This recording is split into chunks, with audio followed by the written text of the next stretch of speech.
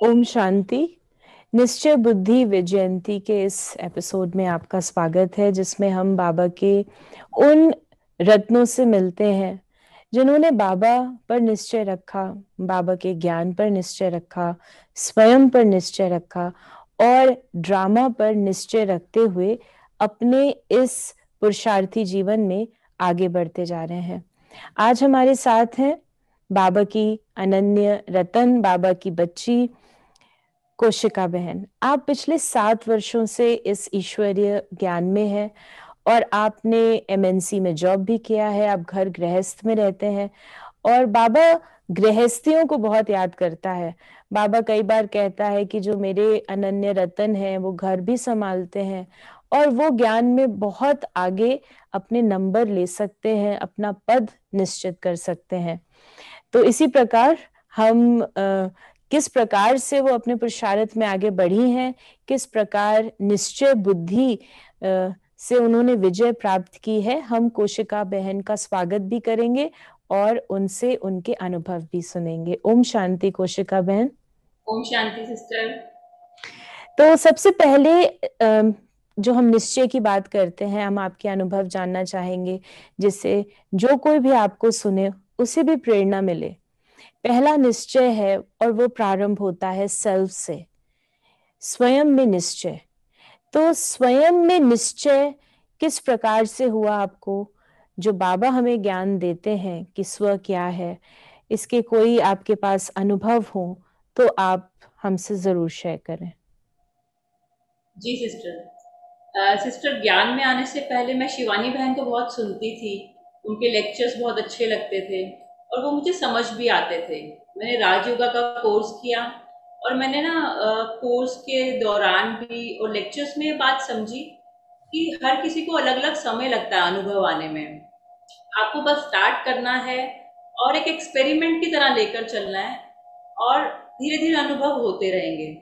मैंने भी वो सब शुरू किया। राजकोट या राजयोगा का कोर्स मैंने फिनिश करा। उसके बाद में अमृत वेला था या बाकी सब था, वो सब चीज़ें मैंने स्टार्ट करी, पर मुझे अनुभव ही नहीं हुआ। मेरे को लगता था कि पता नहीं मुझे ही नहीं हो रहा। बाकी सबसे बात करती थी, किसी को 7 दिन, किसी को 10 दिन, किसी को 1 महीना। मुझे काफ़ी समय हो गया था, कुछ अनुभव नहीं होता था। अनुभव में तो टचिंग नहीं थी, वो फीलिंग नहीं थी विच आई वॉज लुकिंग फॉर। तो मैंने सेंटर पे जो सिस्टर हैं उर्मिल दीदी हैं, तो वो मुझे कहते थे, वो टाइम टू टाइम पूछते थे कोशिका कैसा लग रहा है। ज्ञान तो मुझे अच्छे से स्पष्ट था। तो दीदी ने कहा कि कैसा लग रहा है कोशिका। मैंने कहा दीदी मुझे ना कोई अनुभव नहीं होता। मैं बैठती भी हूँ और वेस्ट भी ऐसा कुछ खास नहीं चलता, फिर भी वो प्राप्ति नहीं है जैसा सब लोग कहते हैं। दीदी ने कहा नहीं, कुछ टाइम लगता है, कोई बात नहीं, गिव योरसेल्फ सम टाइम। मैंने थोड़ा सा और कोशिश करी। फिर मैंने दीदी को अप्रोच करा। मैंने कहा दीदी नहीं हो रहा मुझे कुछ भी अनुभव। जब सब लोग बैठते साथ में, लोग आधा घंटा बैठ रहे हैं और मैं पॉस्चर ही चेंज करती रहती थी मेडिटेशन के दौरान। दीदी ने कहा तुम ना सोमान में बैठो। मैंने कहा ठीक है दीदी। मैंने सोमान में बैठना शुरू किया। बाबा जो मुरली में सोमान देते थे, उस सोमान पे मैं बैठने की कोशिश करती थी। मैं शांत स्वरूप आत्मा हूँ, मैं पवित्र आत्मा हूँ। एक दिन की बात है, मैंने अमृत वेला करा और मैं वॉक करने के लिए बाहर निकल गई। मौसम बहुत अच्छा था उस दिन। तो मैं घर से बाहर निकली, जिस सेड रूट पे मैं जाती थी वो सेड रूट पे कोई ट्रक आया हुआ था, कंस्ट्रक्शन थी, तो मुझे मुझे पाथ चेंज करना पड़ा। मैं आगे चली। उस दिन मुरली में आया था कि मैं देवकुल की पूज्य आत्मा हूँ, और मैं मुरली सुनते सुनते ही जाती थी। मैं मुरली सुन रही थी। मैंने कहा आज बाबा ने कहा है ना, आज तो मुझे अनुभव करना ही है। आज मैं बिल्कुल फर्म होके रहूंगी कि मैं देवकुल की पूज्य आत्मा हूँ। फिर एक बार को लगा नाइट सूट पहना है, जॉगर्स हैं, कैसा होगा ना अनुभव। फिर मुझे लगा नहीं, बाबा ने कहा है तो अनुभव होगा, आज होके ही रहेगा। और मैं उस भान में धीरे धीरे अपने आप को कोशिश करने लगी कि मैं देवकुल की आत्मा हूँ, मैं पूज्य आत्मा हूँ। जिस रूप पे मैं जा रही थी मैं वहां से कम निकलती थी। तो ठंडी हवा चल रही थी, तो मुझे थोड़ी देर में ना ऐसे फीलिंग, मेरे को अपने ना बॉडी पे कुछ सरसराहट सी फील हुई। और मैंने देखा पेड़ पर से ना फूल गिर रहे थे। वो फूल भी मूव कलर के छोटे थे, लेकिन वो हेवी थे फ्लावर्स, तो उनकी इवन गिरने की आवाज भी आ रही थी। मैं चलती गई, फूल गिरते गए, मैं चलती गई, फूल गिरते गए। वो पूरी एल शेप की रोड थी, और मैं ना, मतलब कहाँ थी उस समय, मुझे मुझे ध्यान भी नहीं था मैं वॉक कर रही हूँ। मुझे ऐसा लग रहा था कि वहां से ना मुझे आवाज आ रही है कि हाँ, आप देवकुल की आत्मा हो। करीबन 1.5-2 मिनट का वो एक्सपीरियंस था। जब भी मैं वो रिकॉल करती हूँ ना, मुझे गूज बम्स होते हैं, मुझे अभी भी गूज बम्स हो रहे हैं। मैं जल्दी से भागकर घर पे आई, और मेरे हस्बैंड भी ज्ञान में है, तो मैंने गूगल को अपने जगाया और उनको बोला, आंखों में थोड़े से आंसू और बहुत सारी खुशी। तो कहते क्या हो गया, और सर मेरा बिल्कुल फूलों से भरा हुआ था। तो मैंने कहा आज मुझे ना ऐसा ऐसा अनुभव हुआ। तो वो हंसने लगे और कहते हैं जा, तेरी तो एक्नॉलेजमेंट आ गई। तो मेरे को उस दिन विश्वास हुआ कि जिस दिन मैंने पूरे विश्वास के साथ उस स्वमान में ठहरी ना, तो ऐसा अनुभव हुआ जो डायरेक्ट बाबा से था। तो ये अनुभव से मुझे अपने आप पर भी वो डिटर्मिनेशन हुआ, और ज्ञान पर तो था, लेकिन उस दिन एक, जैसे बोलते हैं ना, एक रिटर्न एफर्मेशन आ गई मुझे उनसे। बहुत ही सुंदर आपने अनुभव बताया। तो इससे हम ये समझ सकते हैं कि जब हम दिल से अनुभव करना चाहते हैं और स्वमान का भी अभ्यास करते हैं, तो सूनर और लेटर बाबा किसी न किसी रूप से हमें वो अनुभव कराता ही है। तो भले वो पत्ते, वो फूल पेड़ से गिर रहे थे, लेकिन वो स्वमान के कारण वो अनुभव हमें अवश्य हुआ। तो ये भी बहुत सुंदर आपने एक सीख दी है हम सभी को कि हम पहली चीज तो अपने में निश्चय, जो हमारा अपने में फेथ खत्म हो जाता है कि हम अनुभव नहीं कर पा रहे, अमृत वेला भी करते हैं, नियमों पे भी चल रहे हैं, हमें अनुभव कब होगा, हम औरों को देखने लगते हैं, तो हम सिर्फ पुरुषार्थ करते रहें और हमें भी ऐसे सुंदर अनुभव होते रहेंगे। बहुत ही अच्छा आपने बताया। बाबा एक तो है स्वयं के ऊपर, अब बाबा पर जो निश्चय होता है, और बाबा कई बार मुरलियों में कहते हैं कि मेरे बच्चे भी कोई है, कोई में भी कोई जो मुझे अच्छी रीति जानते हैं।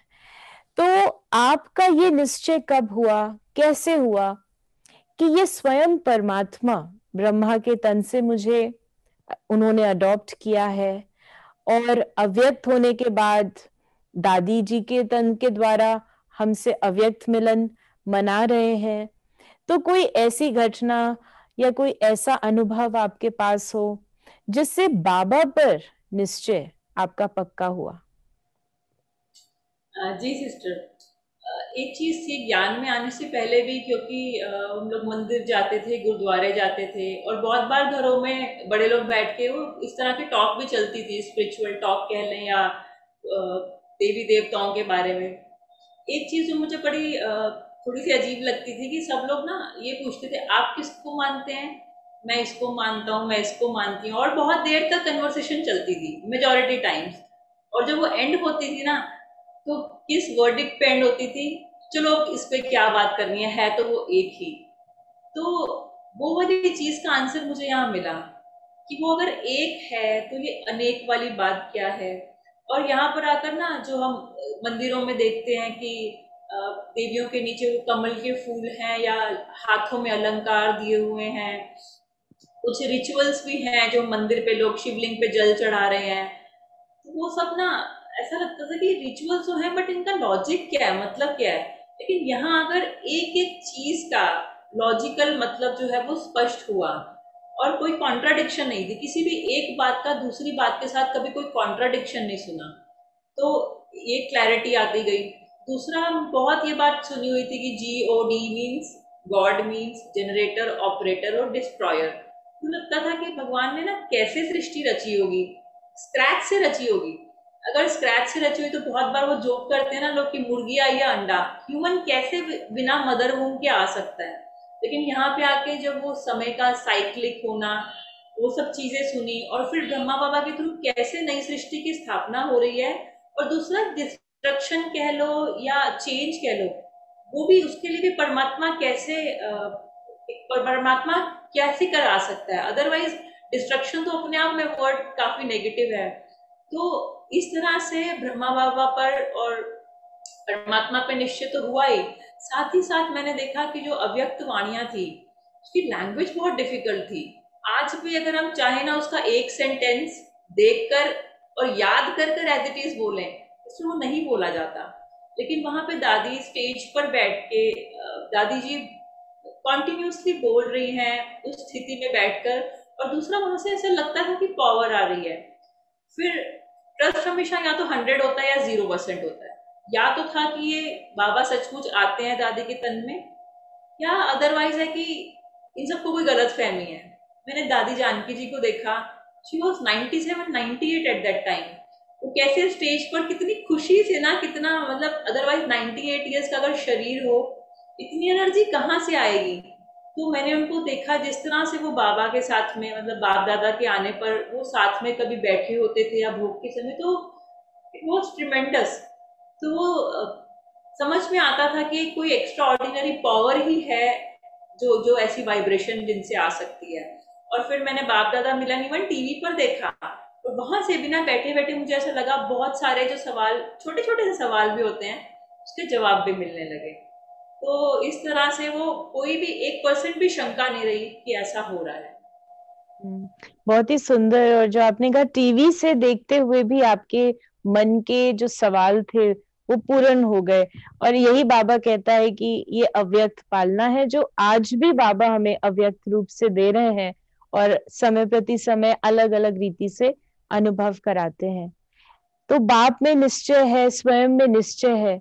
अगर ज्ञान की ओर बढ़े तो ज्ञान भी ये विचित्र और निराला है जो बाबा आकर हमें देते हैं। वो हर एक बात जो आज तक हमने सुनी अ, उससे बिल्कुल ही अलग। तो कोई ऐसी बात जो आपने नई सुनी हो, जो बाबा की आपके दिल से लगी हो, और उस पे कोई ऐसी घटना ने निश्चय कराया हो, वो भी आप हमें बताएं। सिस्टर, एक तो ना हम लोगों ने वो डेजावू जिसको बोलते हैं साइंटिफिकली, कि ये सीन पहले हुआ है, कि हम सब लोग एक्सपीरियंस करते थे। और इवन हम लोग घर में फ्रेंड्स के साथ बहुत बार ना ऐसे लगता था कि ये पल तो हमने पहले जिया हुआ है।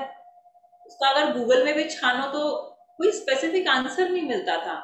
यहाँ पर आकर जब उन्होंने कहा कि टाइम साइक्लिक है और 5000 वर्ष पहले सब पहले हुआ है, तो वो बात क्लिक करेगी। पहले हुआ है तो इतनी बार हमें लाइफ में लगता है कि ऐसा है, ऐसा है।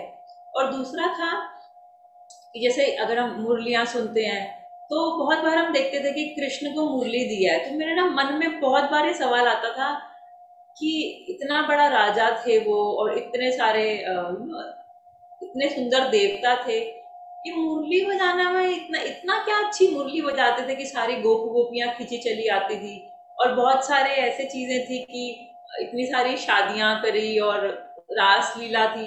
मुझे लगता था कि ऐसा कैसे है ना, कि एक तरफ हम उनको इतना बड़ा देवता कह रहे हैं, दूसरी तरफ ऐसी ऐसी बातें उनके साथ जोड़ रहे हैं, लेकिन उन बातों का एक्चुअल में मतलब क्या था, वो जब मैंने आके समझा कि वो मुरली वो काठ की मुरली नहीं थी, वो परमात्मा का ज्ञान था जिसके लिए ब्रह्मा बाबा निमित्त बने, और वो कृष्ण की ही सोल थी जो एक जन्म पहले वो मुरली चला रही थी। तो वो वाली बात मुझे बहुत टच करी कि हम जो भी समझते हैं देखते हैं, कभी कभी जो स्टेज पे चल रहा है उससे बहुत ज्यादा रियलिटी स्टेज के पीछे होती है। तो वो स्टेज के पीछे का मुझे गेट मिल चुका था, जिससे मुझे मैंने, और फिर उसके बाद ना इतनी सारी चीजें थी, जितने अलग अलग धर्म के लोग हैं, लोग जैसे मेरे ऑफिस में कलीग थे जो मक्का मदीना जाते थे, हज यात्रा थी, मैंने उसके बारे में उनको भी बताया कि इसका ये मतलब है संज्ञा अस्वत का। या फिर मैंने, हमारे घर में भी हम लोग बहुत गुरुद्वारे में जाते थे, एक ओंकार सतनाम। इसलिए मैंने यहाँ से यहाँ पर आने के बाद में एक ओंकार सतनाम मेरे को मेमोराइज था, याद था। लेकिन मैंने यहाँ पर आकर जब उसकी ट्रांसलेशन समझी और देखा एक एक वर्ड का मतलब मैच करता है, तो मुझे बहुत टचिंग लगा। वो मुझे लगा कि बाबा ने 6-7 दिनों में मुझे सारे धर्मों का ज्ञान दे दिया बिना कोई शास्त्र पढ़े। बहुत ही सुंदर आपने अपना अनुभव बताया। लेकिन जब हम इस ज्ञान मार्ग में होते हैं, हमारा निश्चय तो पक्का होता है, लेकिन जो बाबा कहता है जितने आप बढ़ते जाएंगे उतना माया भी आएगी, चैलेंजेस भी आएंगे, और हमारे निश्चय का पेपर होता रहेगा। तो आपके पास भी क्या कोई ऐसे चैलेंजेस आए, कुछ पेपर्स आए जिन्होंने आपके निश्चय को टेस्ट किया, चाहे स्वयं में निश्चय हो, भगवान में निश्चय हो, या इस ज्ञान में, या ईश्वरीय परिवार में? और वो कौन से पेपर्स थे, और किस प्रकार से आप उसमें विजयी बनी? जी। मैं अभी का अनुभव बताने से पहले एक बार रिकैप करती हूँ। पिछले ज्ञान में आने से पहले की बात है। एक बार मैं ट्रैवल कर रही थी और मेरा फ़ोन चोरी हो गया। तो फ़ोन चोरी होने के बाद मैं सचमुच बहुत सैड थी। और फ़ोन चोरी होने के बाद मुझे नहीं पता था किसने निकाला है, बट मैंने उसको बहुत कर्स करा, बहुत नेगेटिव वाइब्रेशन भेजी। और सिर्फ उसको नहीं, उसकी फैमिली मेंबर्स को, सबको। और फिर उसके बाद मैंने ऑफिस में आकर, क्योंकि फ़ोन आया था, मैंने अटेंड किया था और वापस रखा था बैग में।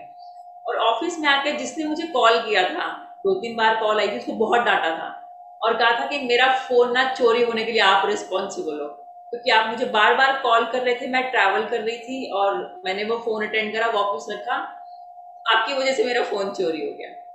तो मैं ये इसलिए बता रही हूँ कि मैं कैसी थी, कि अगर कुछ इंसिडेंट हुआ तो ब्लेम गेम कि आपकी वजह से हुआ है। और दूसरा, अगर वो फोन चोरी हुआ, और मजे की बात यह है कि मैंने उसके लिए रिपोर्ट भी नहीं लिख पाई थी। सब कुछ किया, उसको कर्स करा, उसको नेगेटिव वाइब भेजे, लेकिन जो एक्शन चाहिए था वो करा नहीं। अभी कोरोना के दौरान आपको मालूम होगा, बहुत सारे ऐसे लोग थे जिनके बिजनेस और जॉब्स पे बहुत इफेक्ट पड़ा। मेरे साथ भी ऐसा हुआ, हमारा बिजनेस था और बैडली इफेक्ट हुआ। वो इफेक्ट था, जो लॉस था, वो एक्चुअली बहुत सब्सटेंशियल था। इतना सब्सटेंशियल कि सब स्टक हो गया और कुछ नजर नहीं आ रहा था।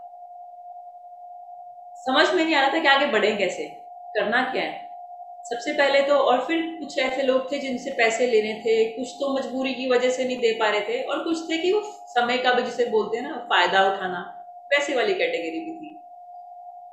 लेकिन एक भी दिन ऐसा नहीं गया जब वो नेगेटिव वाइब्स, या अगर जिसे बोलेंगे ना, वो कर्ज किसी को भेजा हो, इवन कोरोना को भी नहीं।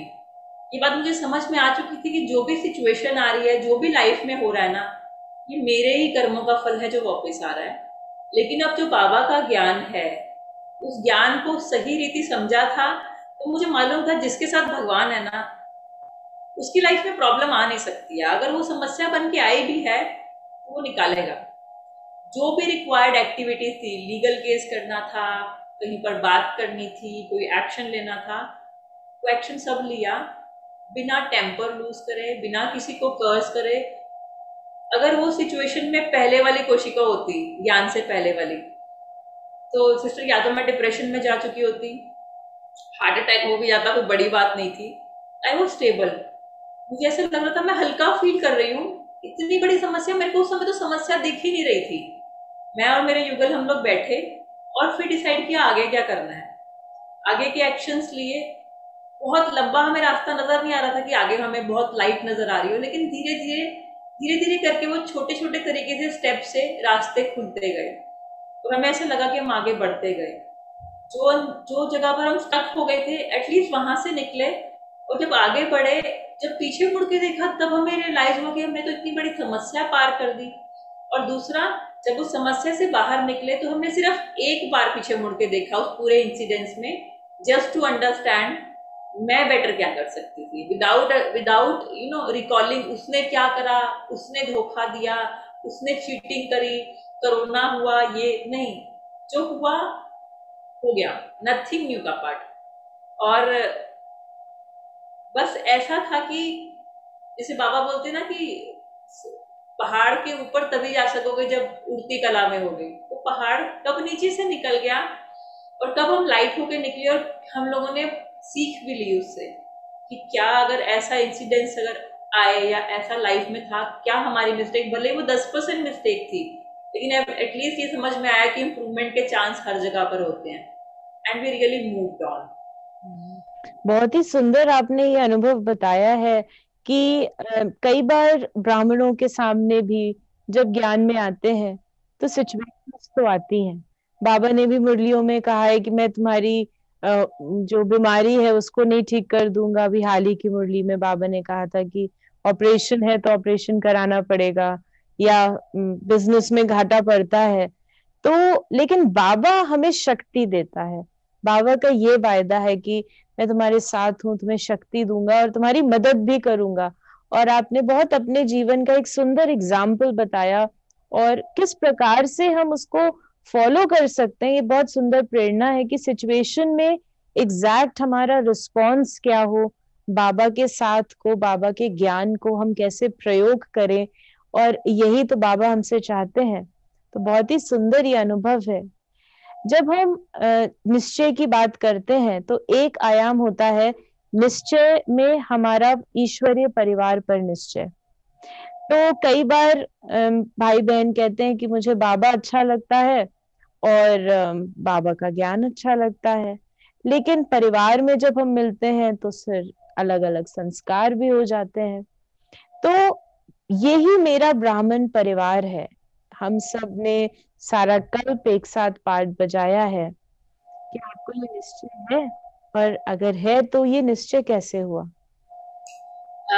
जब मैंने मुरली के लिए जाना शुरू किया, तब मैं ऑफिस ऑफिस के बाद मेरे पास समय बहुत कम होता था और मैं बैठकर उठकर आ जाती थी। तो मुझे एक दिन ना उर्मिल दीदी ने बैठ के समझाया कि कोशिका, तुम यहाँ सिर्फ स्टूडेंट नहीं हो, ये ईश्वरीय परिवार है, फैमिली से भी मिलना जरूरी है। तो उन्होंने मुझे सेवा में भी चांस दिया और शायद उसका भी पर्पस यही था कि हम लोग आपस में इंटरेक्ट करें और साथ में संबंध में आए और समझें एक दूसरे को भी। तो ईश्वरीय परिवार के साथ भी वैसा ही सुखद अनुभव रहा। मेरे में एक आदत थी कि जब भी मैं किसी से मिलती थी मुझे सीखने की इच्छा होती थी। तो यहाँ पर भी ऐसा था कि जब मुझे लगा कि नहीं, कोई ऐसा है जो जिसने अपना अनुभव शेयर किया और कहा हो कि मैं भोग लगाते वक्त मुझे वरदान मिलते, तो मैं सिस्टर के पास बैठती और पूछती। मुझे वहां पर ऐसा लगता कि जैसे कोई बड़ा भाई बहन ही है, तो मेरे साथ बैठकर मुझे टाइम दे रहा है, मुझे समझा रहा है कि वो चाहे भोग लगाने की बात हो, चाहे मुरली को कैसे चर्न करने की बात हो। आरती दीदी जिन्होंने मुझे कोर्स कराया था, तो मैं उनसे भी कहती थी, दीदी ये ज्वालामुखी योग कैसे करेंगे, मतलब ज्वालामुखी में क्या बैठना है, याद तो करना है। दीदी ने कहा नहीं, जब सुमान में आपको लगे ना कि आप अपने पर निश्चय करके बैठते हो कि मैं ही बाबा की बच्ची हूँ जो संबंधों के साथ, तो मुझे ऐसा लगा कि वहां पर तो ना सब मेरे मेरे पुरुषार्थ में हेल्प करने के लिए, मुझे आगे बढ़ाने के लिए बैठे हुए हैं। मैंने घर पर एक बार प्रोग्राम रखने की सोची, तो मैंने दीदी को कहा कि दीदी मैं ना ऐसा प्रोग्राम रखूंगी, जो मेरे नेबर्स हैं उनको बुलाऊंगी और बाहर ना टेंट लगाएंगे और ऐसे चेयर्स लगा के ऐसे प्रोग्राम रखेंगे। दीदी ने कहा कुछ तो कितने लोग होंगे? दीदी 15-20 होंगे। तो उन्होंने कहा इतना खर्चा करने की जरूरत नहीं है आपको, आप घर के अंदर ही ये सब अरेंजमेंट करो, और टेंट लगाने की और इतना आप मनी स्पेंड करोगे, देर इज नो नीड। तो मुझे लगा कि पैसा तो यहाँ से खर्च हो रहा था, फिर भी दीदी को इतना पेन था कि पैसा जाया ना जाए। तो दीदी ने कहा एक एक पैसे की वैल्यू है। और वो कैसे घर में भी, उस मेरे घर के हॉल में ही हमने कैसे चेयर्स लगाकर बहुत अच्छे रीति से वो प्रोग्राम किया, और जितने भी ईश्वरीय परिवार के मेंबर्स थे उन सब ने आकर ना, ऐसा लग ही नहीं रहा था कि उस घर में, ऐसा लग रहा था सेंटर पर ही कोई प्रोग्राम चल रहा है। और सब लोग ना बिना कहे ही आकर अपने अपना कंट्रीब्यूशन है कि मैं ये संभाल लेती हूँ, मैं वो देख लेती हूँ। और मेरे अपने घर के मेंबर्स भी थे। तो मुझे ऐसा लगा था मैं हल्की हो गई, सिर्फ मेरा काम नहीं है, सब लोगों ने आकर वैसे ही हेल्प कराई और वो प्रोग्राम बहुत अच्छा हुआ सिस्टर घर पे। हम्म, बहुत ही अच्छा आपने बताया कि कई बार जो बीकेज होते हैं, ज्ञान में आते हैं, तो वो सिर्फ स्टूडेंट बन जाते हैं, तो वो इनिशियल स्टेज है। लेकिन बाबा ने बताया है कि ये तुम्हारा कुल भी है, परिवार भी है, इंस्टीट्यूशन भी है, कॉलेज भी है। तो वो सारे संबंध, वो सारे अनुभव हमें लेने हैं, और आपने अपने अनुभव भी हमारे साथ शेयर किए। एक और सवाल जो सभी के मन में होगा और जो दूसरों को प्रेरणा भी देगा, कि आपने बहुत सुंदर अनुभव अपने बताए हैं निश्चय के, चाहे वो अभी बिजनेस की बात हो या फिर ज्ञान से रिलेटेड हो, परिवार से, बाबा पर, स्वयं पर। तो आप कौन सा विशेष पुरुषार्थ करते हैं, या कोई ऐसी चीज करते हैं जिससे ये निश्चय का भी बल आपको मिल रहा है, निश्चय भी पक्का होता है? कुछ ऐसा आप करते हैं तो वो भी शेयर करें। जी सिस्टर, एक तो जो पार्ट मुझे बहुत अच्छे से समझ आया ना, वो है नथिंग न्यू का पार्ट। ये सिचुएशंस पहले भी आई थी, पहले भी बाबा मिले थे और मुझे इस चीज की बहुत खुशी होती है कि बाबा मुझे हर बार मिलेंगे। और दूसरा है कि मुझे ना जो मुरली आती है ना, मुझे वो कंपनी के एग्रीमेंट की तरह लगता है, कॉर्पोरेट में भी एग्रीमेंट होता है, कि अगर आपको इतने मार्क्स मिलेंगे, 4 मार्क्स मिलेंगे, let's say you have contributed more than companies expectation, तो आपको इतना बोनस मिलेगा। अगर आपने इतनी करा तो आपको इतना बोनस मिलेगा। सेम है ना, मुझे मुरली में लगता है कि बाबा ने जो लिखा है ना वो एग्रीमेंट है, अगर उसी रीति उसको करा। और मैंने बहुत बार एक्सपेरिमेंट भी करा कि कई बार बाबा कहते हैं मुख से नहीं बोलो और अंदर से भी ना चले, शांत रहो तो सिचुएशन सॉल्व होगी। मैंने भी एक दो बार एक्सपेरिमेंट करके देखा और वो जब फॉर्मूला मेरे यहाँ फिक्स हो गया ना, तो अब मुझे समझ में आया कि कभी किसी संबंध में ऊपर नीचे हो भी जाए, सिर्फ मुख का नहीं मन का भी मौन हो जाए तो प्रॉब्लम सॉल्व होती है। तो बाबा रोज नित नए फॉर्मूले देता है और मैं फॉर्मूला बनाती हूँ कि अगर मैंने ये कर लिया, बहुत बार ऐसा भी होता है कि एक्यूरेटली नहीं हो पाया, मैं फिर से कोशिश करती हूँ, लेकिन बाबा का फॉर्मूला हाथ में आ गया है। तो फॉर्मूला अगर ठीक से इम्प्लीमेंट करा तो बाबा कहते हैं विधि से सिद्धि, सिद्धि होनी निश्चित है। तो मैं उसी को अप्लाई करती हूँ, ज्ञान को। तो आप थोड़े से और फॉर्मूले बताएं जो आप यूज कर रहे हैं अभी। जी, इसलिए मेरे को ना वन लाइनर्स बहुत अच्छे लगते हैं, चाहे वो ज्ञान से आए हों, किसी बड़े भाई की क्लास के हों। तो जैसे सूरज भाई जी कहते हैं, बाबा बुला बच्चे बुलाए और बाबा ना आए ऐसा हो नहीं सकता। सिस्टर मैं ट्रैफिक जैम में फंसूं, मुझे मेरी गाड़ी कहीं पे रुक जाए, तो मेरे को सबसे पहले ना मैकेनिक से भी पहले, फोन उठाने से भी पहले बाबा याद आते हैं। तो मैं बोलती हूँ कि मैं बाबा को याद करती हूँ कि बाबा ये प्रॉब्लम है, मैं कर रही हूँ, जो मुझे एक्शन लेना है वो मैं ले रही हूँ, बस आप मेरे साथ रहना। तो जहां भी सिचुएशन में ऐसे अनएक्सपेक्टेड सी मुझे लगता है हेल्प मिलती है, तो मैंने वो हेल्प भी एक्सपीरियंस की है। दूसरा जो सेंटर पे दीदी है, उर्मिला दीदी जो डायरेक्टर है हमारे सेंटर की, वो दीदी हमेशा कहती हैं खुशी का कैपेसिटी बढ़ाते रहो। तो मुझे रोज लगता है कि अपनी कैपेसिटी कैसे बढ़ानी है, चाहे वो योग में बैठने की कैपेसिटी हो, चलते फिरते वाला योग हो, ज्ञान को, ज्ञान के पॉइंट्स मनन चिंतन धारण करने वाली बात हो। तो वो एक जो लाइनर्स है ना, चाहे वो दादी के हों चाहे सूरज भाई जी के हों, तो मैं वो एक लाइनर्स पकड़ती हूँ। और एक जो मेरा फेवरेट है ना, वो रहता है कि अपनी बुद्धि के तर्कश में ज्ञान के इतने तीर रखो कि माया जब सामने आए तो निकाल के मारो। तो मेरे को वो रामायण और महाभारत याद आती है कि जिसमें दिखाते थे कि कैसे दानव और उसमें युद्ध होता है। तो जब भी माया मेरे सामने आती है ना, तो मेरे को लगता है कि जिस वक्त तो वो तीर नहीं मिलता, माया हावी होती है। कभी कभी होता है ऐसे, बाद में रियलाइज होता है कि तीर तो मेरे पास था, लेकिन जब वो तीर निकाला, कभी ऐसा नहीं हुआ कि वो माया सामने जिंदा रही हो। तो बस वो वही ध्यान रखना होता है कि टाइम पर वो बुद्धि के तरकश से तीर समय पर निकल जाए। बहुत ही सुंदर आपने बताया, जिससे हमें पता चलता है कि आपका इस ईश्वरीय पढ़ाई से भी बहुत प्रेम है। और बाबा कहते हैं कि जो पढ़ाई से, मुरली से प्रेम करता है, बाबा से प्रेम उसकी निशानी है कि हमें बाबा की हर एक श्रीमत से, मुरली से, योग से, धारणा से भी प्रेम होगा। तो हम ये देख सकते हैं कि बाबा से स्नेह है, निश्चय है, और साथ साथ ईश्वरीय नियम मर्यादाओं पे भी आप चलते हैं। जाते जाते हम इसको रैप अप करते हैं, तो आखिरी में आप क्या कहना चाहेंगी कि किस प्रकार से, अपने अनुभव के आधार से आप हमें बताएं कि इस जीवन में चैलेंजेस आते हैं, सभी के पास निश्चय भी होता है, निश्चय कईयों का हिलता भी है, और लेकिन निश्चय से विजय एक होता है। निश्चय से हमने सिचुएशंस को क्रॉस किया, लेकिन निश्चय से हम विजयी बन जाएं, निश्चय मेरी विजय का आधार बन जाए, इसके लिए आप संक्षिप्त में अपने अनुभव को शेयर करें। 2 साल पहले की बात है सिस्टर, मुझे ना ऐसा लगे जैसे मुरली में रस नहीं आ रहा। अचानक से कोई प्रॉब्लम नहीं हुई थी, कोई नेगेटिव नहीं था, और मुरली में ऐसा लगा रस आना बंद हो गया। फिर मुझे बात याद आई बाबा की कि आत्मा की जो फैकल्टी है, मन बुद्धि संस्कार, अगर मन थोड़ा चंचल हो रहा है ना, तो बुद्धि उस पर हावी होनी चाहिए। I became very strict to myself कि अगर नहीं भी अच्छा लग रहा है तभी भी मुरली पढ़नी है, योग नहीं भी लग रहा है तो लगना लगाना है, छोड़ना नहीं है। और फिर एक आध हफ्ता ये सिचुएशन में रही और मैंने विजय पा ली। और जब मैं उस सिचुएशन से बाहर आई तो मुझे समझ में आया कि माया इस रूप में भी आती है कि आपको आपको ज्ञान से भी परे करेगी। कि बाबा कहते हैं ना कई बार कि माया जो है वो अकेला करके मारती है। मैंने वो माया को अकेला होने नहीं दिया, खुद को अकेला, ज्ञान को अपने साथ रखा और मैं विजयी हो गई।